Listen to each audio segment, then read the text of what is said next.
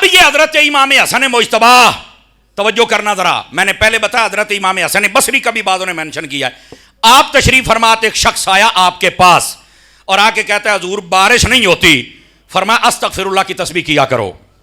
اس کا مطلب یہ نکلا کہ جب کوئی پریشانی آ جائے تو لوگ پیروں کے پاس جا سکتے ہیں، اگر پیر امام حسن جیسا ہو یا امام حسن خود ہوں. ڈبے پیروں کے پاس ہم خود ان کی مذمت کرتے ہیں، یہ بھنگی، چرسی، نشئی، داڑھی منڈے، فاسق و فاجر، بے نمازی، میلے آلے، ٹھیلے آلے، کتیاں دیاں لڑائیاں آلے، دانداں دیاں بھجائیاں آلے، نہ قرآن کو جاننے والے نہ عقیدے کو جاننے والے. یہ بڑے بزرگ جو مزار میں ہیں ان کے نام پر یہ روٹیاں کھانے والے، شیران دے شکار، کتے پہ کھاندن، یہ وہ لوگ ہیں. اور جو صحیح پیر ہیں، جو عقیدہ بھی صحیح ہے، علم بھی صحیح ہے، عمل بھی صحیح ہے اور قرآن بھی جانتے ہیں اور لوگوں کی تربیت بھی کرتے ہیں، ایک نہیں دونوں ہاتھوں سے سلام کرتا ہوں.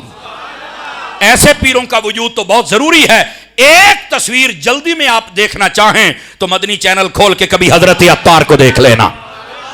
یہ میرے مرشد کامل ہیں. اور ظاہر سی بات ہے بندے دا پیر ہوئے تو کوئنج دا ہوئے دسن لگیا بندے دا سینہ چوڑا ہوئے یار یہ میرا پیر ہے. الحمدللہ.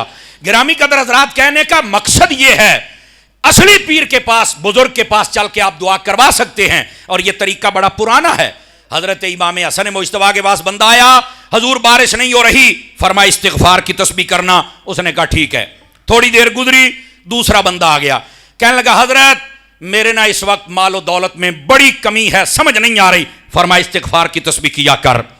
تھوڑی دیر گزری، تیسرا بندہ آ گیا، حضرت میرے ہاں اولاد نہیں ہو رہی، مہربانی کرو. فرمایا استغفار کی تسبیح کیا کر. تھوڑی دیر گزری، ایک اور بندہ آ گیا، کہنے لگا ہمارے علاقے میں پانی کم ہو گیا ہے، کنویں سوکھ رہے ہیں. فرمایا استغفار کی تسبیح کیا کر. پھر ایک بندہ آ گیا اور آ کے کہنے لگا حضرت ہمارے باغات پھل نہیں دے رہے، مزہ نہیں آ رہا. فرمایا استغفار کی تسبیح کیا کرو. اللہ اکبر. وہ جو پاس بیٹھنے والے تھے نا انہوں نے کہا حضرت یہاں تو آج 4 5 6 قسم کے بندے آئے، ان کی جو تکلیف تھی، ان کی جو عرض تھی وہ مختلف تھی، لیکن آپ جو ان کو وظیفہ دیتے تھے وہ ایک ہی تھا. یعنی بیماریاں مختلف ہیں، دوائی ایک ہے. آپ نے فرمایا یہ قرآن مجید میں رب نے خود یہ وظیفہ بتایا. کہا کہاں؟ فرمایا یہ دیکھو اللہ نے فرمایا ہے کہ جب تم استغفار کرو گے اللہ تم پر بارش بھی برسائے گا، اللہ تمہیں بیٹے بھی عطا کرے گا، اللہ تمہیں مال بھی عطا کرے گا، اللہ تمہیں پانی بھی عطا کرے گا، اللہ تمہیں باغات بھی عطا کرے گا. فرمایا میں تو وظیفہ ہی وہ بتا رہا ہوں جو میرے رب نے عطا فرمایا ہے. اس کا مطلب یہ نکلا کہ وظیفہ وہ ہونا چاہیے جو قرآن سے ہو یا حدیث سے ہو. اور یہاں پر سنیے وہ لوگ جو کہتے ہیں کہ قیامت والے دن، یہ ایک حدیث میں ہے، فرمایا جو جادو کرنے والا بندہ اس کی بخشش نہیں ہوگی. اب لوگوں نے اس جادو کو دم درود پر لے کے آ گئے. بعضوں کا عقل محدود ہے نا، کہندے اب دیکھو دم درود کرنا اے سارے جنم چ جان گئے. میں نے کہا نا میرا بھائی، یہ آیت پڑھ کے امام حسن نے بتایا وظیفہ، اور قل اعوذ برب الناس، قل اعوذ برب الفلق پڑھ کے ہر رات میرے نبی اپنے اوپر دم کر کے پھر سوتے تھے، پھونک مار کے سوتے تھے. اگر کسی بندے نے کو غلط پھونک مارنے کا انداز بنا لیا ہے تو اس کی وجہ سے تم ہمارے مخالف نہ بنو، اور نکے اپنیاں پھونکا سیدھیاں کر. اب سمجھ آ رہی ہے آپ حضرات کو؟ تو میں جو بات کہہ رہا ہوں بھائی جان، قرآن پڑھ کے، حدیث کے کلمات پڑھ کے دم کرنا جائز ہے، جائز ہے، جائز ہے.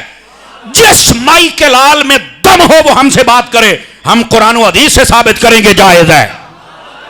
ہر وہ کلمہ، ہر وہ جملہ جس میں کفر ہے، شرک ہے یا پھر جادوگری ہے، وہ حرام ہے، حرام ہے، حرام ہے.